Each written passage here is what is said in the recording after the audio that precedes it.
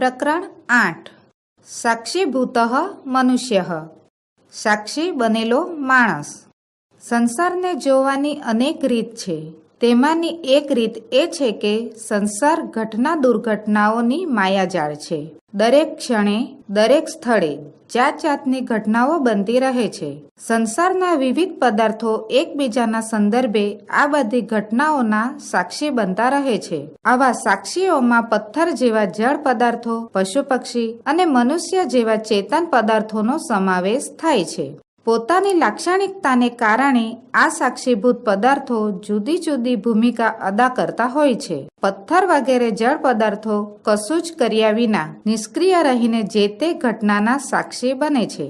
ગાય વગેરે જેવા પશુઓ ઘટના સ્થળથી દૂર ભાગીને પોતાની જાતને સાચવી લેવાનો ઉપક્રમ આદરે છે। આ બંને પદાર્થો પાસે આ સિવાય બીજી કોઈ આશા રાખી શકાતી નથી। પરંતુ માણસની સ્થિતિ આ બંને કરતા જરા જુદા પ્રકારની છે। જેમ કે દુર્ઘટનાનો સાક્ષી બનેલો માણસ દુર્ઘટનાગ્રસ્તને જોઈ તેના દુઃખથી પોતે પણ દુઃખની અનુભૂતિ કરે છે। એ સાથે જ તે દુઃખી માણસની મદદ કરવા સક્રિય બને છે અને એ રીતે પોતાના કર્તવ્યનો નિર્વાહ કરે છે। વળી એ દુર્ઘટનાથી કોઈક બોધપાઠ લેવાનો પણ તે ઉપક્રમ આદરે છે। આજકાલ યાતાયાતના સાધનોની અધિકતાને કારણે રાજમાર્ગ ઉપર અનેક દુર્ઘટનાઓ ઘટે છે। આવી દુર્ઘટનાના સાક્ષીભૂત માણસ પાસે જે અપેક્ષા રાખવાની હોય છે તે અપેક્ષાઓ પૂરી થતી નથી। આ સ્થિતિમાં દુર્ઘટનાઓના સાક્ષીભૂત મનુષ્યની ફરજ છે જેને બચાવવા માટે તત્પર રહેવા તરફ દિશા સૂચન કરવા માટે આ સંવાદાત્મક પાઠ પ્રસ્તુત છે। માર્ગે ઘટમાનાયાઃ દુર્ઘટનાયાઃ સાક્ષિણઃ કે ભવન્તિ કિમ કિમ ચ તે આચરન્તિ ઇતિ વિષયમધિકૃત્ય પુનિત સુનીતો પરસ્પરમ સંવદતઃ। અનુવાદ: માર્ગમાં બનતી દુર્ઘટનાના સાક્ષીઓ કોણ કોણ થાય છે અને તેઓ શું શું કરે છે એ વિષયના સંબંધમાં પુનિત અને સુનીત વાર્તાલાપ કરે છે। પુનિતઃ વદતિ ભ્રાતઃ માર્ગે કદાચિત દુર્ઘટનાઃ અપી ઘટન્તિ તત્ર પ્રાયઃ પ્રસ્તરાદયો જળ પદાર્થાઃ ગવાદયઃ પશવઃ મનુષ્યાશ્ચેતિ ત્રયઃ સાક્ષિણઃ ભવન્તિ। કિમ ત્વં જાનાસि યત ઘટિતાયાઃ દુર્ઘટનાયાઃ સંદર્ભે એતે ત્રયો અપી ભિન્નમ ભિન્નમ કર્મ સમાચરન્તિ। અનુવાદ: પુનિત બોલ્યા, ભાઈ, માર્ગ પર ક્યારેક દુર્ઘટનાઓ પણ બને છે। તેમાં ઘણું કરીને પથ્થર વગેરે જળ પદાર્થો, ગાયો વગેરે પશુઓ અને માણસો એમ 3 સાક્ષીઓ બને છે। શું તું જાણે છે કે બનેલી દુર્ઘટનાના સંબંધમાં આ ત્રણેય જુદો જુદો વ્યવહાર કરે છે? સુનીતઃ વદતિ ન જાનામિ। પ્રથમ કથયતુ યત પ્રસ્તરાદયઃ કિમ કુર્વન્તિ। અનુવાદ: સુનીત બોલ્યા, હું નથી જાણતો, પહેલા કહો કે પથ્થર વગેરે શું કરે છે? પુનિતઃ વદતિ પ્રસ્તરાદયસ્તુ અચેતનાઃ સંતિ તે સ્વયં ક્રિયાં કર્તું સમર્થાઃ ન ભવન્તિ અતઃ તે તથૈવ તિષ્ઠન્તિ। અનુવાદ: પુનિત બોલ્યા, પથ્થર વગેરે તો જળ છે, તેઓ જાતે ક્રિયા કરવા શક્તિમાન નથી હોતા, એથી તેઓ તેમ જ રહે છે। સુનીતઃ વદતિ સચેતનાઃ પશવઃ પક્ષિણસ્વ કિમ કુર્વન્તિ। અનુવાદ: સુનીત બોલ્યા, ચેતનાવાળા પશુઓ અને પક્ષીઓ શું કરે છે? પુનિતઃ વદતિ એતે ઘટનાયા ઉત્થિતાત ધ્વનેઃ ભયમનુભવન્તિ અતઃ ઘટનાસ્થલાત દૂરે ધાવન્તિ। અનુવાદ: પુનિત બોલ્યા, આ બધા ઘટનાથી ઉઠેલા ધ્વનિથી ભય અનુભવે છે, આથી તેઓ ઘટનાના સ્થળથી દૂર ભાગે છે। સુનીતઃ વદતિ સત્યમ વદતિ ભવાન ગવાદયઃ પશવસ્તુ નિર્બુદ્ધયઃ સંતિ પરંતુ કશ્ચિતઃ સબુદ્ધિઃ માનવો અપી યદિ ઘટનાસ્થલાત દૂરે ધાવતિ તર્હિ પશુરેવ સઃ। અનુવાદ: સુનીત બોલ્યા, તમે સાચું કહો છો, ગાય વગેરે પશુઓ તો બુદ્ધિરહિત છે, પરંતુ કોઈ બુદ્ધિવાળો માણસ પણ જો ઘટનાના સ્થળથી દૂર ભાગી જાય તો તે પશુ જ છે. પુનિતઃ વદતિ વસ્તુ તસ્તુ મનુષ્યઃ યદિ મનુષ્યઃ ઇવ વર્તતે તદાશઃ દુર્ઘટનાયાઃ સાક્ષી ભૂત્વા ત્રિવિધમ કાર્યમ આચરતિ. અનુવાદ: પુનિત બોલ્યા, હકીકતમાં તો મનુષ્ય જો મનુષ્યની માફક વર્તે તો તે દુર્ઘટનાનો સાક્ષી બનીને 3 પ્રકારનું કાર્ય કરે છે. સુનીતઃ વદતિ કાની કાની તાની ત્રિવિધાની કાર્યાણી. અનુવાદ: સુનીત બોલ્યા, તે 3 પ્રકારના કાર્યો કયા કયા છે? પુનિતઃ વદતિ પ્રથમ કાર્યમ અસ્તિ દુઃખાનુભૂતિઃ. મનુષ્ય એવ દુઃખેન દુઃખિતો ભવતું મર્હતિ સુખેન ચ સુખતિઃ. અતઃ દુર્ઘટનાયા પીડાગ્રસ્તમ દુઃખિતમ જનમ દૃષ્ટવા મનુષ્યેણ દુઃખાનુભૂતિઃ કરણીયા ભવતિ.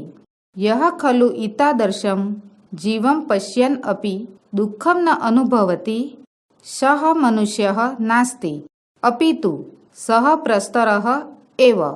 યતો હિ પ્રસ્તરઃ કદાપિ અનસ્ય દુઃખં ન અનુભવતિ.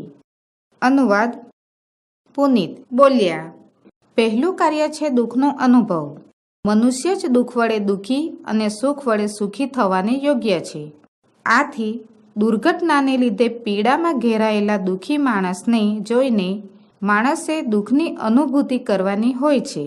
ખરેખર જે એવા જીવને જોતો હોવા છતાં પણ દુઃખ અનુભવતો નથી તે માણસ નથી, પરંતુ તે તો પથ્થર જ છે, કારણ કે પથ્થર ક્યારેય બીજાનું દુઃખ અનુભવતો નથી. સુનીતઃ વદતિ યથાર્થ ભવાનાઃ મયાપી બહુધા અપરિચિતમ દુર્ઘટનાગ્રસ્તમ જનમ પશ્યતા દુઃખમનુભવતિ અસ્મિત દ્વિતીયમ કાર્ય કિમસ્તિ. અનુવાદ: સુનીત બોલ્યા, તમે બરાબર કહો છો. મેં પણ મોટે ભાગે દુર્ઘટનાથી ઘેરાયેલા અજાણ્યા માણસને જોતા દુઃખ અનુભવ્યું છે. બીજું કાર્ય શું છે? પુનિતઃ વદતિ દ્વિતીયમ કાર્યમ તુ કર્તવ્યસ્ય નિર્વાહ. દુર્ઘટનાગ્રસ્તઃ જનઃ સદ્યઃ એવ ઔષધાલયશ્રિતઃ કરણીયઃ ભવતિ યેન તસ્ય ઉચિતઃ ઉપચારઃ સ્યાत्. તત્ર સંગત્ય કદાચિત તસ્મૈ રક્તસ્ય આવશ્યકતા ભવતિ ચેત સ્વકીયં રક્તમપી તસ્મૈ દાતવ્યં ભવતિ. તસ્ય પરિવારે સૂચના દાતવ્યા ભવતિ યેન તસ્ય પરિવારજનઃ ઔષધાલયમાગત્ય તસ્ય વિશેષઃ સહાયો ભવેત. દુર્ઘટનાયાઃ સાક્ષિણઃ મનુષ્યસ્ય એતાદૃશં કર્તવ્યં. સર્વૈઃ મનુષ્યૈઃ અસ્ય કર્તવ્યસ્ય નિર્વાહ કરણીય એવ. અનુવાદ: પુનિત બોલ્યા, બીજું કાર્ય તો છે કર્તવ્યનું પાલન. દુર્ઘટનાથી ઘવાયેલા માણસને તરત જ દવાખાને પહોંચાડવાનો હોય છે, જેથી તેની યોગ્ય સારવાર થાય. ત્યાં જઈને ક્યારેક તેને જો લોહીની જરૂર હોય તો તેને પોતાનું લોહી પણ આપવાનું હોય છે. તેના પરિવારને સૂચના આપવાની હોય છે, જેથી તેના પરિવારના લોકો દવાખાને આવીને તેના ખાસ સહાયક બની શકે. દુર્ઘટનાના સાક્ષી મનુષ્યનું આવું કર્તવ્ય છે. બધા માણસોએ આ કર્તવ્ય બજાવવાનું જ હોય છે. સુનીતઃ વદતિ તૃતીયં કાર્ય કિમસ્તિ યત ઘટનાયાઃ સાક્ષી મનુષ્યઃ આચરેત. અનુવાદ: સુનીત બોલ્યા, ત્રીજું કાર્ય શું છે જે ઘટનાના સાક્ષી બનેલા માણસે કરવું જોઈએ? પુનિતઃ વદતિ તૃતીયં કાર્યમ અસ્તિ બોધપ્રાપ્તિઃ. મનુષ્યેણ સદૈવ બોધપ્રાપ્તયે પ્રયત્નઃ કરણીયો ભવતિ.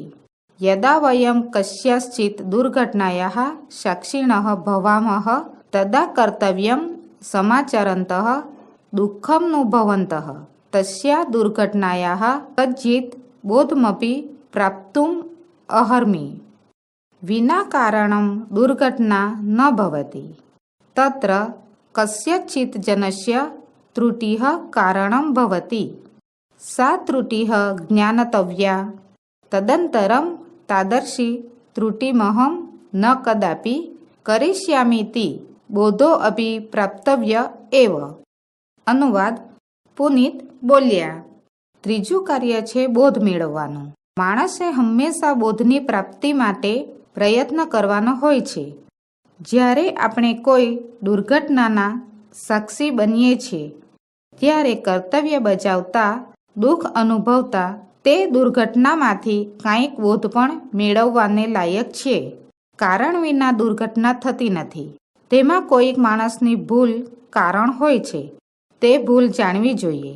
ત્યાર પછી તેવી ભૂલ હું ક્યારેય નહીં કરું એવો બોધ પણ મેળવવાનો હોય જ. સુનીતઃ વદતિ સાધુ કથિતં ભવતા ઘટનાયાઃ સાક્ષિણઃ સંતઃ કર્તવ્યં નિર્વહંતો અપી દુઃખમનુભવંતો અપી યદિ વયં બોધપાઠં ન પ્રાપ્તુમઃ તદા વયં મનુષ્યાઃ ન સ્મઃ. અનુવાદ: સુનીત બોલ્યા, તમે યોગ્ય કહ્યું.